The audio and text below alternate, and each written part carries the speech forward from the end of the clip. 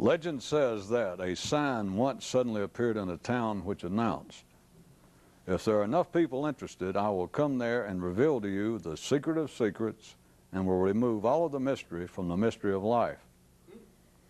Legend further says that whoever it was, for whatever reason, never showed up. Non-legend hereby informs you that ordinary people say that they want to know a lot more than they actually do. According to cosmic myth, there was once a most strange planet on which the creatures would not accept mail if they did not like the looks of the letter carrier. Non-mythological data tells of an earthling who once opened his own skull and looked in, only to also not care for what he saw.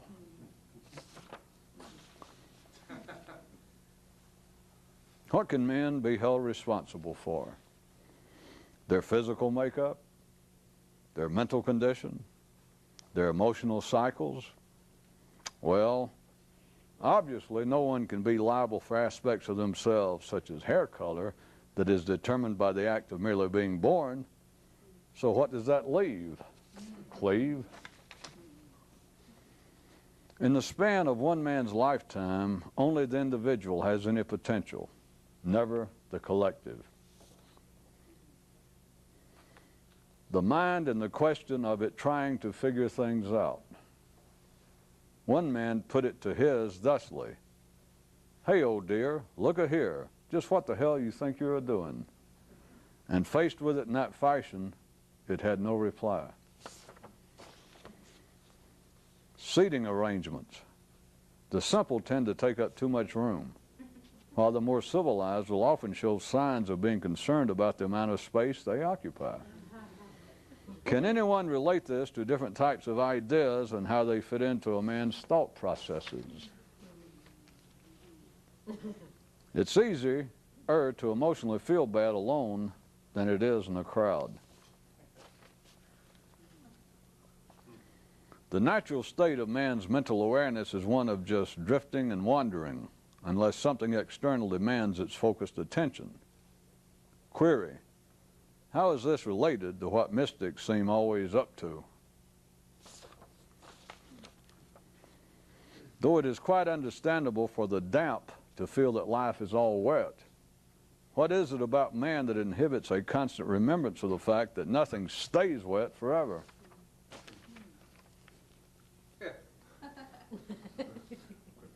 In the span of one man's lifetime, only the individual has any potential, never the collective.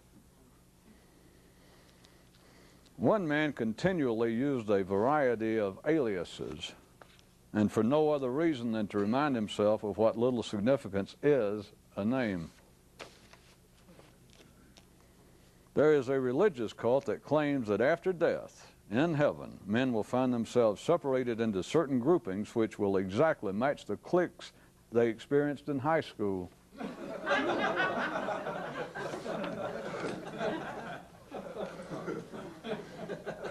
In the span of one man's lifetime, only the individual has any potential, never the collective. A hippo and a hawk were discussing which of them was the more graceful, and their attention eventually turned to the question of what context would be appropriate by which to make such a judgment.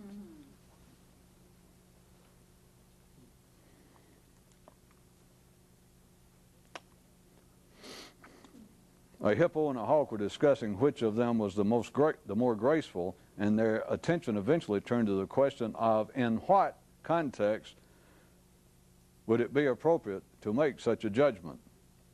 Can anyone tie this to the earlier seating arrangement story regarding how the simple tend to take up too much space, etc., and its application to mental processes? A kingdom too isolationist can implode. One man had a wild body, which he eventually brought under control. He also had wild emotions, which he also managed to tame. And he lastly had a wild mind, which he also finally subdued. But after that, he began to look back and have doubts as to the actual control he had brought to bear own emotions. Not satisfied to let sleeping certainties lie, the next time they met, the head monk again tested the neophytes with this question. Okay then, which disturbs your peace the most? The fact that half the world lives in substandard housing, or that you have a sore in your mouth? Seriously. The simple don't take life seriously enough, while the more civilized take it too seriously, which leaves the rest of the field wide open for those who understand life. A man asked a mystic, is it really possible to think too much? And the mystic squinted his eyes, began rubbing his chin, and generally fidgeted about reflectively for a few minutes, then asked the man, what do you think? And the man replied, well, I'm glad you asked. Ellipsis. The only rules worthy to live by are any developed by you. Compared to the natural pleasures of the body, it seems that for similar mental experiences, drugs of various types, physical and otherwise, must be introduced. And for those of you phone in hand ready to call the pharmacist, consider this. There are two types of mental drugs, those which stimulate and those which depress. Pursuant to his desire to keep the various aspects of his life properly separated, one man would not read in the bathroom nor take a dump in the library. What do you think, time? Do those who know the secret speak in metaphors to delude or impress others, or because that is how they learned from themselves? At the heroic level, none can be cured save those who absolutely will not tolerate their illness. That sounds much easier said than done. Not only that, but if you can't do it, it can't be done.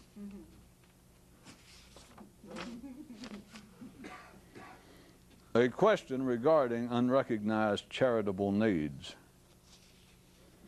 If ideas are to the mind as food is to the body, then why is there no widespread concern over mankind's condition of near neural starvation?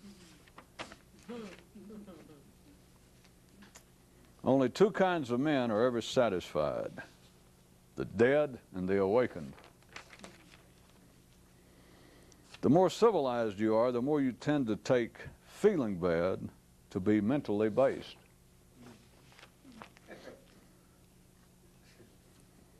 In the span of one man's lifetime, only the individual has any potential, never the collective. A man with slack attention never wants for a friend. He is continually reintroduced to the same old aspects of himself over and over again. Taking his cue from a tag he found on some marked down clothing, one man named his normal thinking processes torn in places.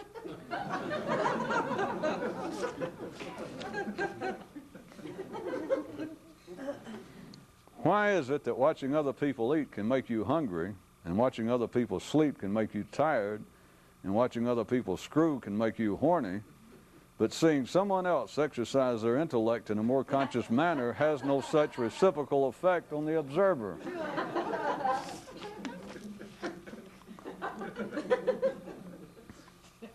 Those on the quest shouldn't think of their thinking as thinking, but rather as thought management.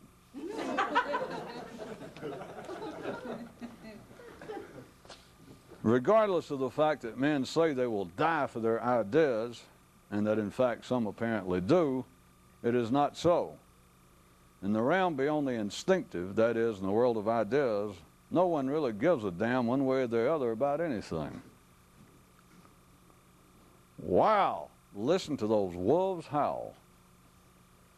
Yeah, but they don't take the sound itself seriously. One mystic on his business card listed himself as agent for the obvious. A double-decker. No matter how good they feel, most people don't believe it'll last. No matter how good they feel, most people don't believe that it's good enough. One man, rather than run the risk of feeling either good or bad, decided he'd try not to feel either way in particular. According to one legend, when the tracks of his particular mystical express ran out, one traveler laid his own. And according to still another legend, that's the only kind there are. Spare yourself potential ear damage by trying to hear that which doesn't exist. Life never tells a real man to give it a rest.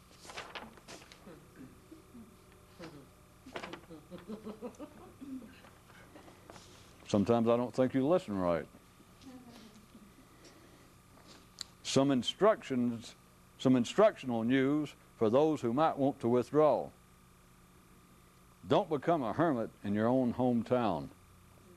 That is, don't seclude your consciousness amongst your own old mental environment. One man says, if everything can be seen as a metaphor for something else, and the something else can then be seen as a metaphor for yet something else, then where should man be looking for that which is literal and irreducible? Thought one man, after death, I'd like to come back as a dog, with all the emotions of a dog, but also with my mind still intact, but unable to interfere with the emotions. From a certain view, on the more simplistic level, many ordinary people use their human suffering as a kind of unrealized, unfocused walk on the mystical side.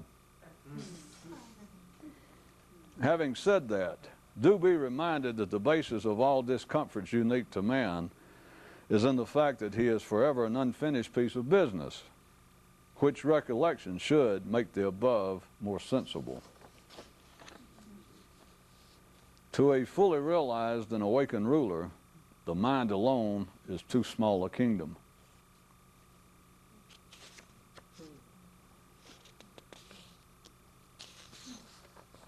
Only two kinds of people don't care about health, the sick and the well.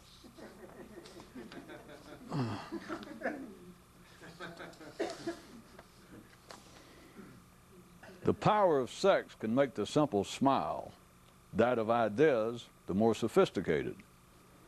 But leave it to the more conscious to find a place of delight between the two, and everywhere else for that matter. And finally, is the ultimate test of a mystic whether or not anyone else ever finds him as entertaining and informative as he does.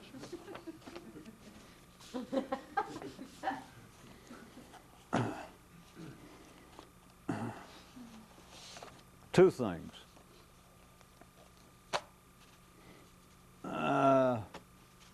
Whose connection, if any, I'll leave to you.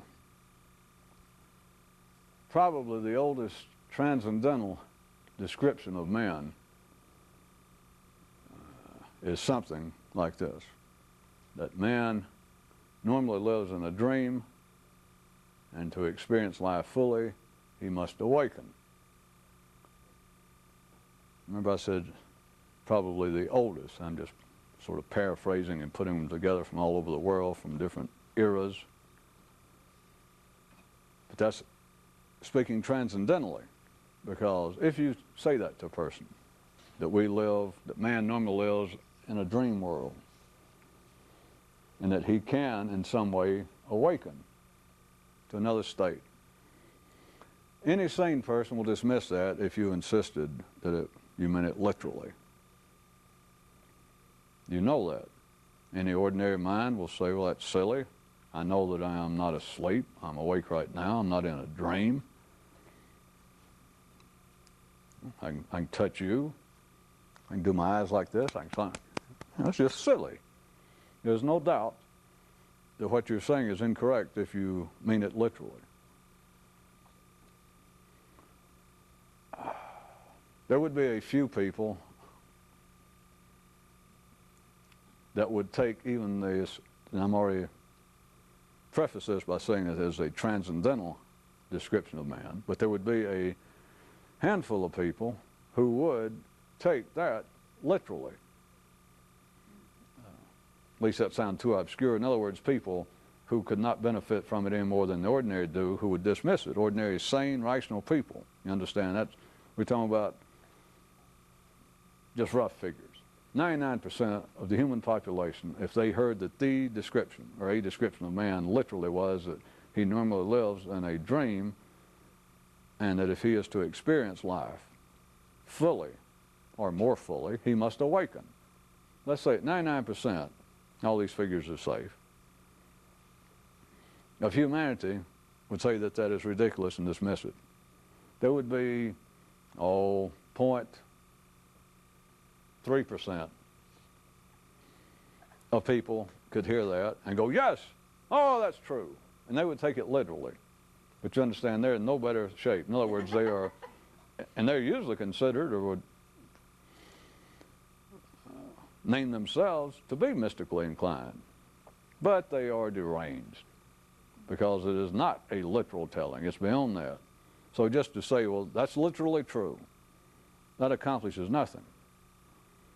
There's only a few people, you can figure out the percentage, which I don't guarantee their validity. I'm guaranteeing that I gave you the best shot. I don't want anybody trying to figure this out. 99% of humanity would dismiss it. Let me change it, at least then if you really try to figure it out. Because I know some of you finished high school and could probably do this. 99% of humanity, the sane, ordinary of the world, would dismiss it. Let me say that 0.8% would take it literally. That is, they're crazy. The remainder, more or less, would be those who might actually have some potential for another state of consciousness. We will also assume that anyone listening to this is in that percentage. But now is another question. Assuming that you somewhere along the way heard that, which it is an old one, I didn't make it up, it's one of the oldest and most widely used, that man's normal state, just his everyday state of consciousness, his state of being, compared to what it could be, is like being in a dream world, like being asleep and dreaming that you're alive, compared to what is possible. So let us say that the first time you heard that, some version of it, that it struck you as correct. Or if you'd never heard it before, you've heard it now, and you go, yes, that's it. Now I present a question to you. What is it about man's life? What is it in you? What is it in that statement that strikes the few people that it does strike,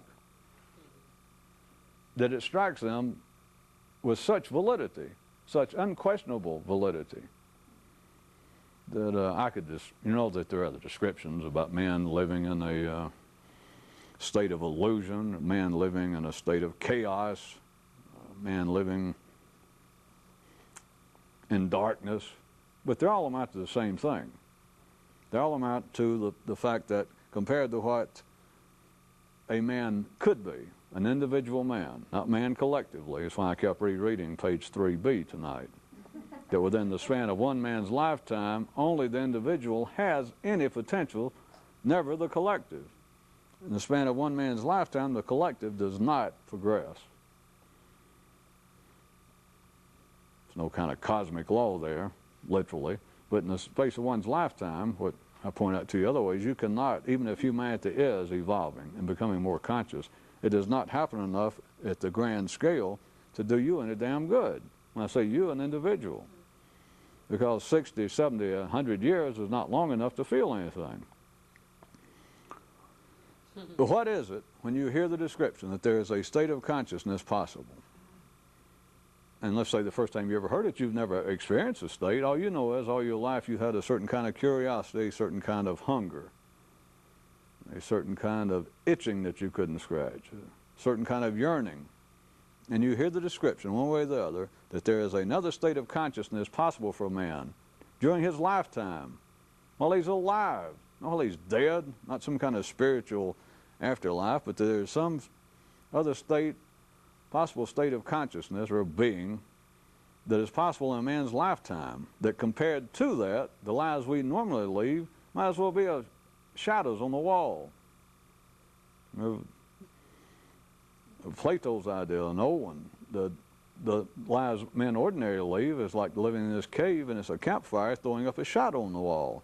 And you look at it and you think, well, that's my life. And you never realize that you're the one throwing the shadow, which is just a variation of, there's another state, another possible state of being that makes your normal state, man's normal state, appear to be a dream, appear to be a shadow on the wall, not your real life. It's like a sham life. It's like a baby version. It's like a pretend version. It's like a warm-up act. It's like the opening act for the real show. First time you hear that, I'm asking again, assuming that you're the type actually wired up for this, that few percentage point, that you hear it, and without any doubt, you don't need anybody else. You don't need to go look for who wrote it. Maybe the first time you ever read it, it just says that it's a fragment of some manuscript, something they found in a cave in China. You don't know where it came from, and you simply read this translation that says, the life man normally lives is like a dream. And to experience life more fully, he must awaken from this dream. And you read it and you go, that's it! You know, for the last, however old you were, 20 or 25 or whatever, that's it. That is my sin. Oh, that's it. I'm asking you, up until that point, you were a sane, ordinary, well, you're a sane person. You're not part of the deranged minority. You read that and you go, yes. Now, you're already outside the 99% of the mainstream who look at that and dismiss it, as they should. That, well, I guess that's some kind of poetic allegory, because it's certainly not true. Except a few people, as soon as they read it, they know it is true. There's nothing else to say. They don't take it literally.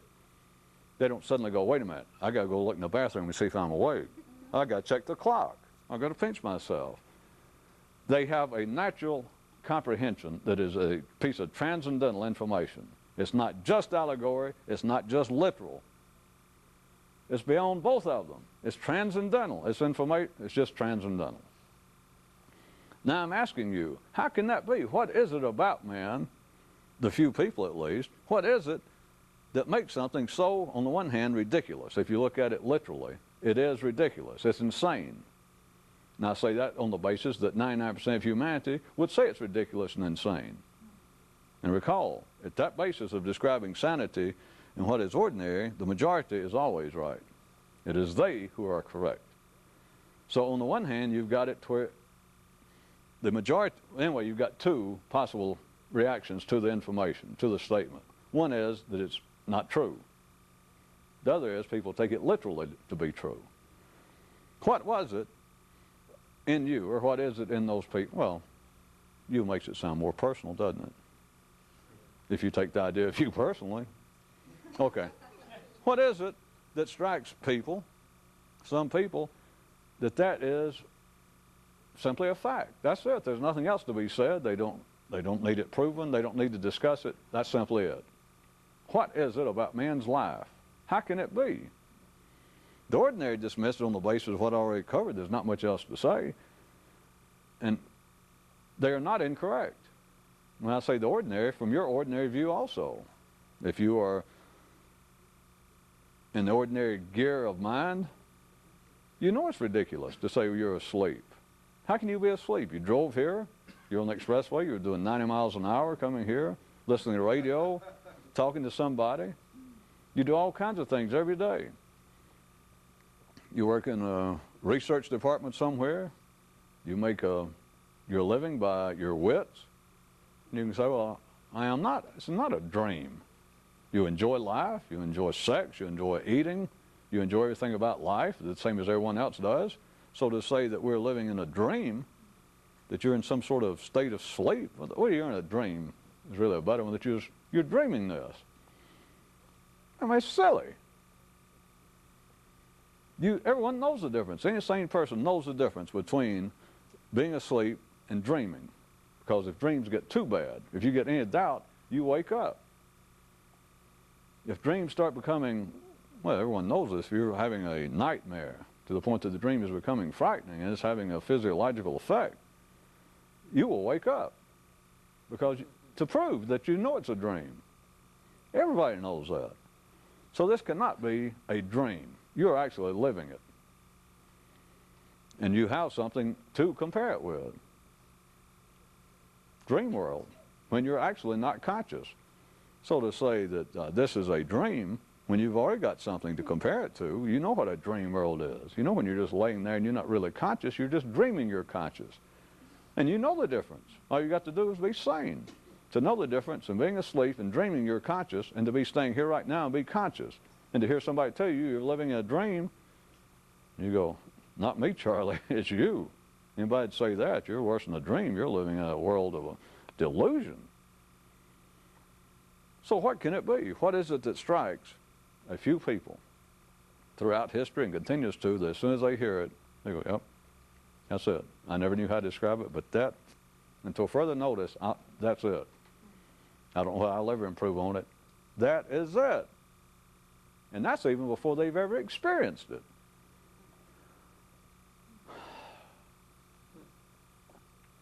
Second thing, remembering if there's any connection, I'll leave it to you. Feelings and emotions.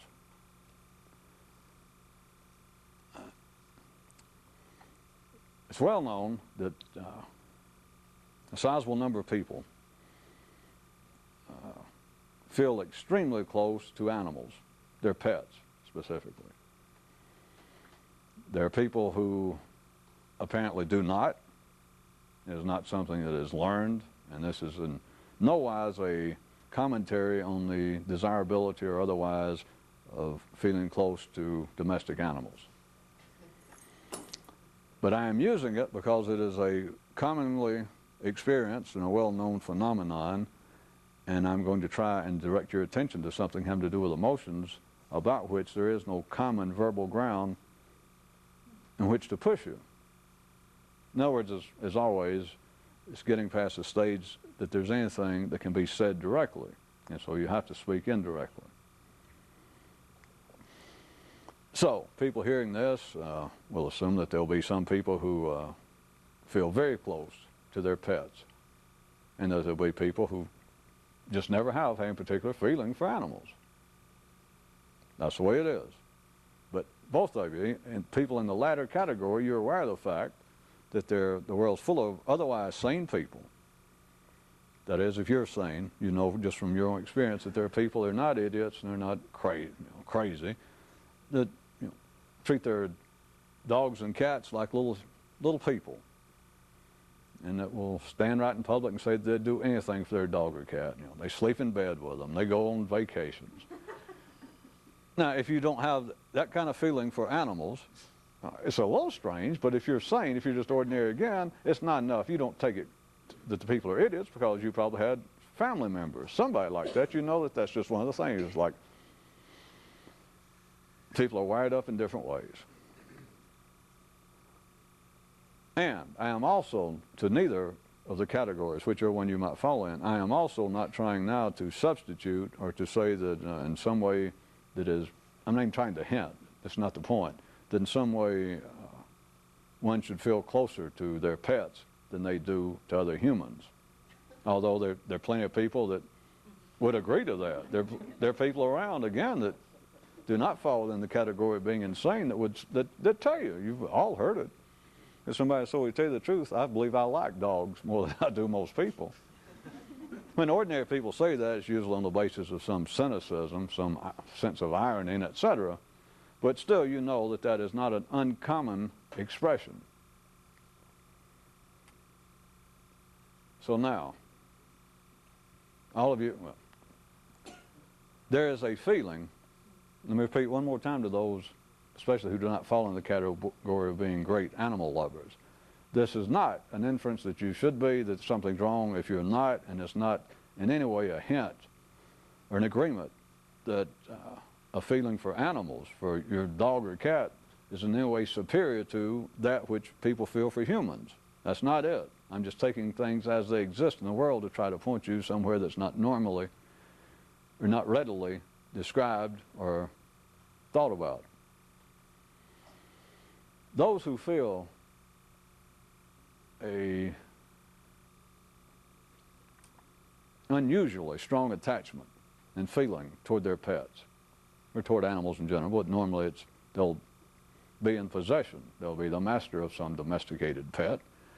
Those who feel that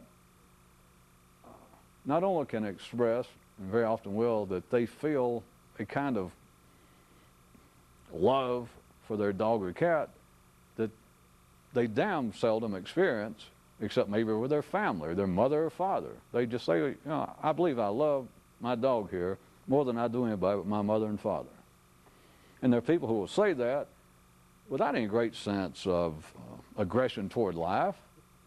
It's not that they're saying all of life sucks and everybody's an idiot and you can't trust anybody but good old Spot. You know, he never tries to cheat me. It's not that. It's just they're expressing a sentiment that I'm getting to now that sounds as though it is based upon an unfair or a detrimental comparison to humans. To say, well, there is some superiority to animals. And there have been people do this. I threw in about my little joke, just my little aside about good old Spot never cheats me. There were all kinds of little stories or jokes, or I think I've seen T-shirts in the past about how much somebody loves their dog, and then it starts naming all the things that the dog does not do, like he won't cheat you, won't ask to borrow your car, won't ask to borrow money, or where's the keys to the car, you know, all that kind of stuff. That is based upon an unfavorable comparison to humans. But again, I'm not pointing that out. That's not the basis of this. There is simply amongst many people on this planet a feeling of, and they will call it love, affection, positive emotion toward an animal that they do not find, or that they do not find themselves experiencing with other humans. All right. Just take that as it is with no other editorial asides. Then the question is, if those people are sane, which they are, what is afoot? How is it that someone can feel what they would very likely express as a love, an affection for their dog or their cat that they do not feel with humans in general, just in general? Or put another way, that someone can say that their dog or cat died and that they were hurt. They felt a sense of kind of loss that just maybe surprised them. It was the first time it happened in their life of a pet. And them say, you know, I'm not comparing it to my mother because, you know, it's a whole different thing, but other than maybe when my mother died, I had no idea. I mean, it just really affected me. And people say that. And again, it's not a reflection of some deranged mind. Now I'll go ahead and get to it. I'm asking you, what is afoot? Here's what's afoot. What they are experiencing is a kind of purity of emotion that is lacking between humans ordinarily. May I be quick to point out to any civilians listening to this does not mean it's superior. It does not mean that, you know, a dog will love you a lot more than humans. It's not that. And that's why this is so tricky. There is an affection possible between a human and a non-human creature that is not normally possible between humans. That's not true, by the way. But here we go. It's not yes or no, it's simply not true, but there is no way to put this, but I'm going to keep on because some of you, I know, will get something out of it. There is the kind of emotion Let me try it another way. Let me try it from the dog viewpoint to start with. People believe that their dog loves them. Even after I've gone through all this preface, that is really pushing it. The dog looks at you as the head of the pack.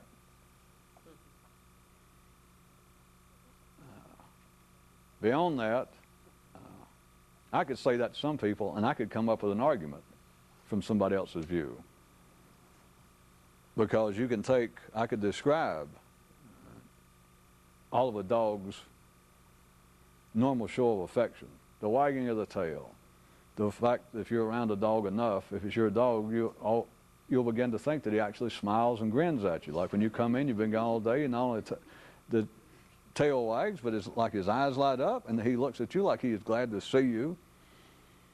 Here's one of these areas, this is not too much of a sidestep, but it's one of these areas, again, to where everything that goes on in life is open to two analyzations, two interpretations that people do not normally do. And here's a great one, an example. This was not the point for the night.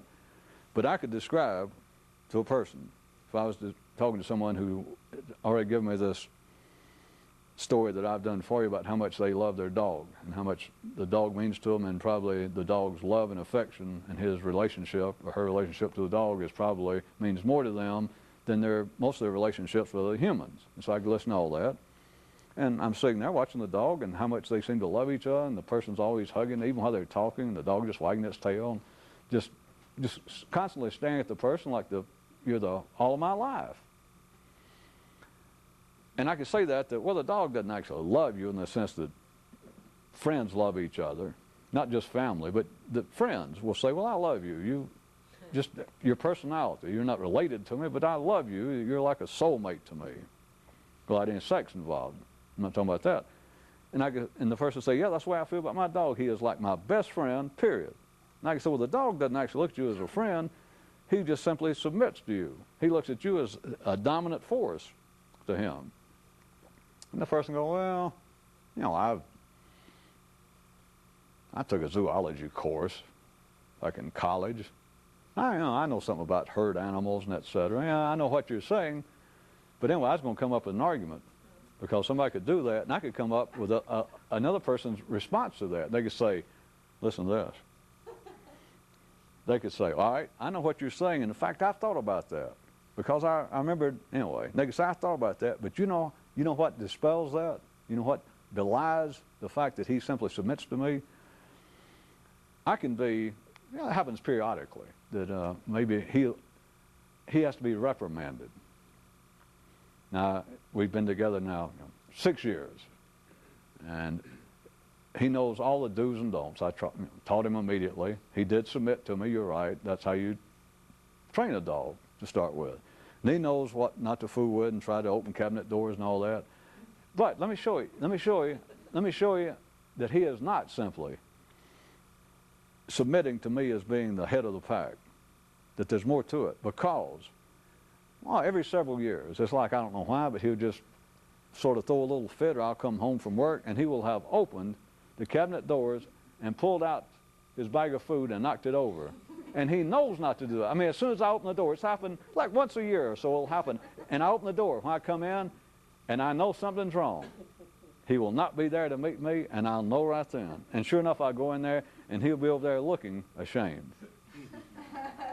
And I can't let it go as much as I love him, and I will have to after all this time, because I remember the first time, it was only a couple of years ago that this happened. It had been years since I had to reprimand him.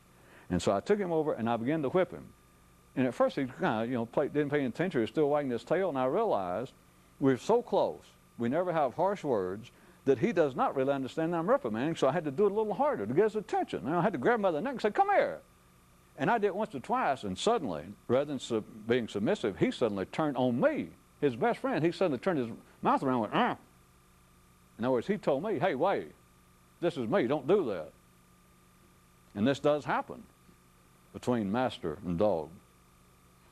And the person, from their view, would say, there is your proof that there is more going on to this relationship between me and my dog than simply the submissiveness that the lower dogs in the herd hierarchy or a pack show to the head dog. Because if that's all it was in our relationship, then he would never, never, ever just turn around and say, hey, don't do that to me. He would never bare his teeth at me. There is your proof. I shouldn't have to apologize for you people for getting too obscure, because this could have been a whole nother night, and I'm going back to the main track. But did you understand, or the hint? I'll leave it to you if you want to pursue it. That can explain and not explain and super explain. It's three different possible interpretations of human life, period, of the relationship between people. Because take that beyond being a dog, take that as being a man's personality. Back to the main subject. What is it with some people? What's afoot that they can say that they feel a closeness, a love, an affection for a dog that, with few exceptions, they find with other humans? Again, assuming that they're not crackpots, they're not crazy, it's not a show of hostility. They have a perfectly ordinary relationship with most other people. It does not replace the love of their family or any love that they have sexually. But they feel something singular. What is it? And it does seem to take the death for people to strike them in the way I'm doing. I'm not trying to be morbid, but rather than happen necessarily while the dog or cat's alive, it's like it's gone, and they think, I have lost something that I had no idea was going to affect me this way. What is it? And they, if you really wanted to try and be pitiful about it in some way, they would start saying, well, it's, when I come home and the house is so empty and this and that. No, no, no. That's being anecdotal. What is it that they feel the loss of? There is a kind of emotional relationship you can have with a dog or a cat, a pack animal, which is what a domesticated animal amounts to, that is generally lacking with humans on this basis. I already threw in the term purity of emotion. It doesn't mean that people's ordinary emotions for each other is in some way impure. But there's a purity of emotion on this basis. The feeling between you and the dog had nothing to do with words. It had nothing to do with thought. I assume all of you are smart enough, or at least all pet lovers. Well, if you're not, I'll remind you, you should be smart enough. The dog does not speak English. The cat does not understand Spanish.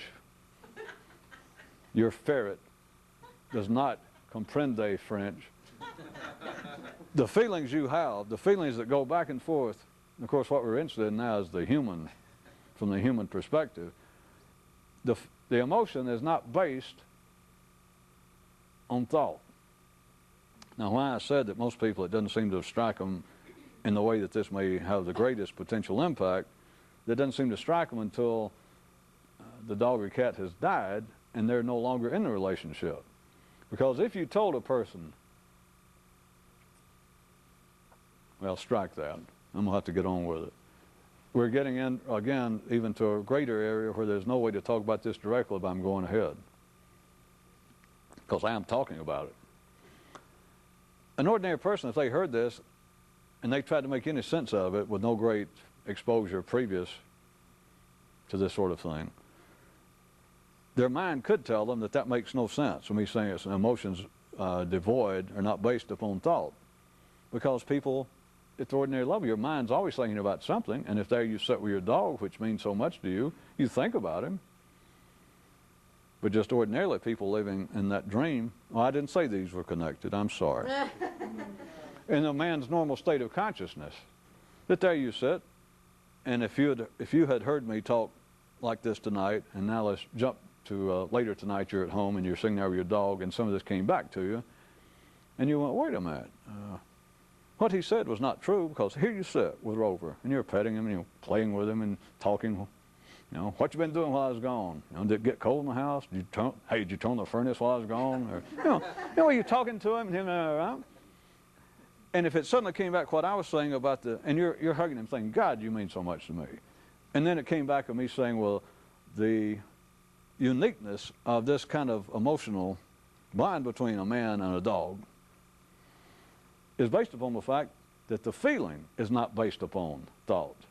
And there you sit, and if it came back to you, you would be well within your rights, your ordinary, to judge what I said grossly incorrect. And go, well, here I am, I'm thinking about him right now. I'm talking to him, I'm looking at him, I'm thinking how much he means to me. I was thinking his name. I've got to be thinking about him and how much I enjoy his company, how much I love him, for me to be sitting here talking to him. I got to be thinking about him. That's true.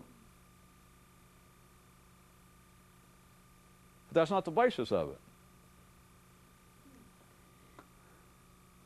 When I say that it is singular, remember that's not exactly true, because people feel that for other humans. But with other humans, you're both, any emotion you have toward each other, anything you have, both of you, think about it. Yeah. With you and the dog can't think about it.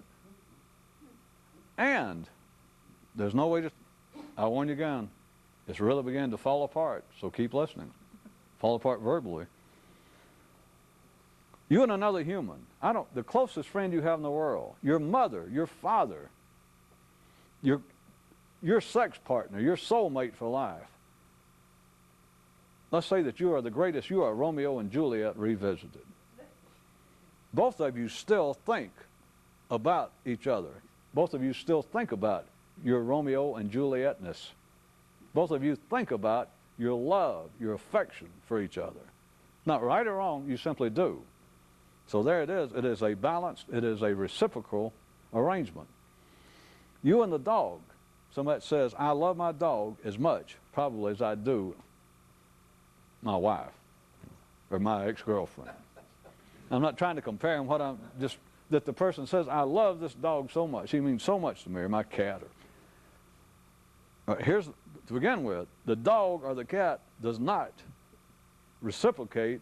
It's mutual part of it's part of your love affair, the affectionate relationship. On its side, has no thought involved. And so this kind of arrangement between humans, half of it is already gone. That's how much it's changed. Here it becomes even more sketchy. But even from the human's view, your feeling for the animal, even I've taken away the animal side. Remember, I'm not comparing the quality, but I'm trying to get you to consider, so we can talk about it a little bit, to compare you and another human. You and your best friend, you both think of each other, or you and your love, you think of each other. It's not right or wrong, you simply do. You're human. So you think about your emotional relationship. Now you got that. So that's what I'm doing this for, to try, because words are breaking down, so let's try hand gestures. Now we go over here to you and the dog. There is no such thing as this. Half of it's gone because the dog cannot think about your relationship. But that's only the beginning of it. Once you take away half of something, part of something, what's left is not half of it when it's in the human realm. You simply do not take away 2 from 4 and got 2 left. Now you got something else. Taking this away doesn't cause it. Putting it back doesn't just, you're going to have to listen. It's beyond all logic. It's transcendental. Your feeling for the dog is not based upon, you're not left with, all right, I got you. The dog can't think about me, so the relationship's not the same as between me and another human. From your view, it's not even the same now. It's not just you thinking about the dog. I know you do think about the dog, but thought is not the basis of the affection.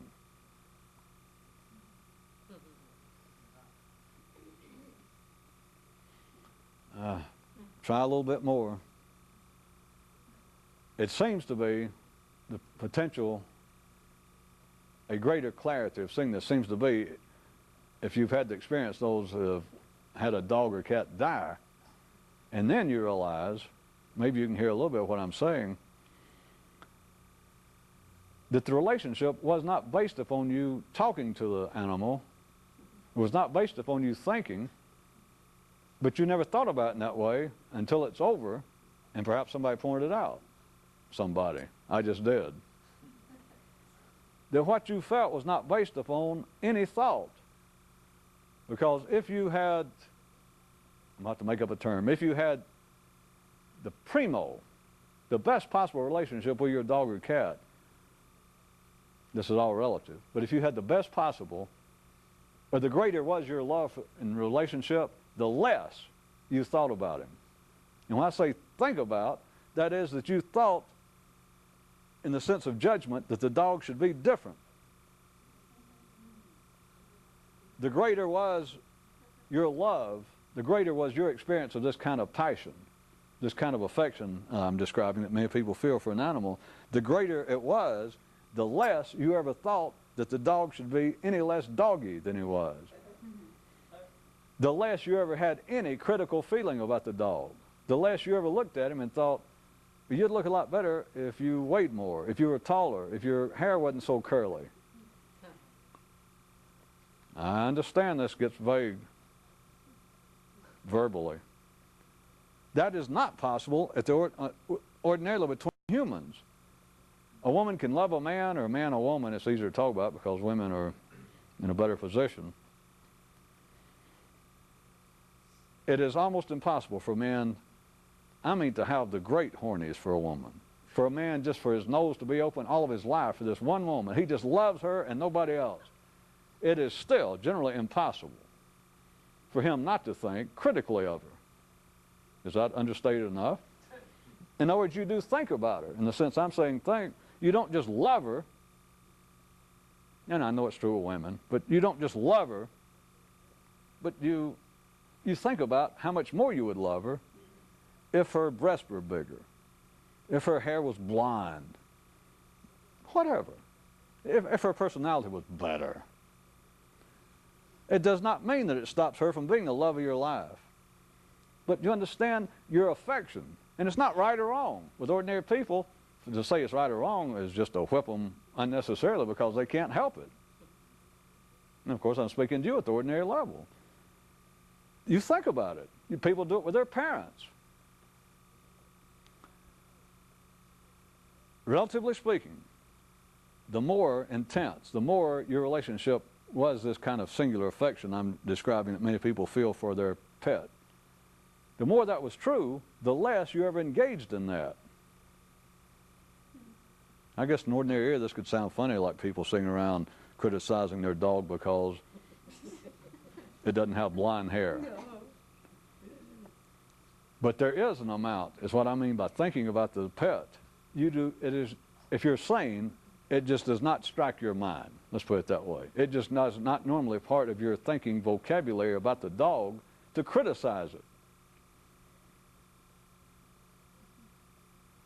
If you love the dog, and he's past the point you've house-trained him and all that, so that you do not have to be involved in that kind of reprimanding. What is there to think about the dog? If you're sane, well, God, I love you, Rover, but if you just had curly hair, if you just had long ears like that dog down the street. Of course, all of that, I'm just having to try to give you a specific example. It's a general feeling. Last time we were taping, if you who noticed, I threw in a quick news item I wrote that said, those who laugh at and feel superior to animals are superior to no one. I didn't want to comment on that night. I would just kind of laid the groundwork. And literally, I repeat again, this falls apart. You could not talk to a sane person about this and push it to the point of saying that you meant it literally or just scare the hell out of them. They just dismiss it. But when I'm talking about, when I mentioned that a man does not sit around if he truly loves a dog and thinks, well, God, you're great, but your ears, if your ears were just longer. It's not just that. I just had to bring a specific example. It's the feeling of any criticism that in any way you have an argument with the dog's dogginess or the cat's cattiness. That in any way you feel like, well, as dogs go, you're not bad. Because anybody's sane, and you don't have to now, we can go past the point of whether you're specifically the kind of pet lover I'm talking about, for a person to look upon, just to see a National Geographic on PBS, and there goes a hippo, and for a person to think, God, are they ugly? You got to admit, when I get in an area where words have absolutely no meaning, they almost have no meaning. Unless you're listening just literally tonight, and of course you were, but now you think, well, this whole thing's crazy, which is one sure sign when you're in an area where you realize it's just whatever you're talking about can't really be talked about, or it wouldn't sound so potentially insane. Simple and insane. It's either simple and true or simple and insane. But in any way to look upon, and I can change that a little bit, those of you who got that, not just laugh at a hippo or go, God, is that ugly? It's to look upon any aspect of the non-mortal world. I can make it even more ridiculous. What kind of person would ever walk past, you're walking through the forest and suddenly there's this one tree and you go, God almighty, have you ever seen such an ugly tree? Or wait a minute, look at that mountain. Yeah, God damn, ooh. What an ugly mountain. Which is a feeling of superiority. That mountain does not fit my conception of what a mountain should be. If those of you that have experienced or understand what I'm saying at all pointing to, there is a kind of purity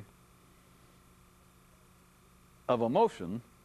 And it's not that, in a sense, it's not that far removed from what your dog would feel with another dog, except you're not a dog. But it's not based upon thinking. It is emotion, and it's about the only time that most people have any experience close to it of having emotion that's proper, in this sense, between you and an animal, that is not thought-based.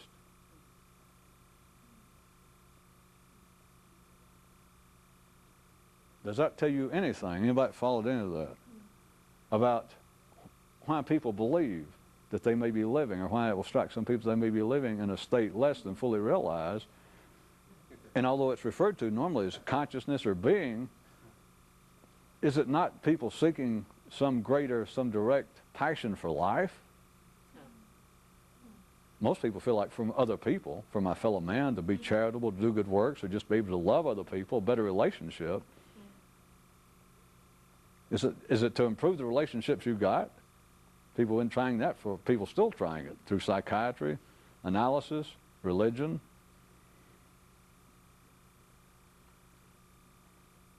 What if the passion they have cannot be improved or changed, but it's a different type they're looking for? And it's the idea of being more awake, of being in a state of consciousness that makes our normal state seem like awake. Might it be a kind of passion that is not tied, that is not based upon, that is not directly dependent upon thought?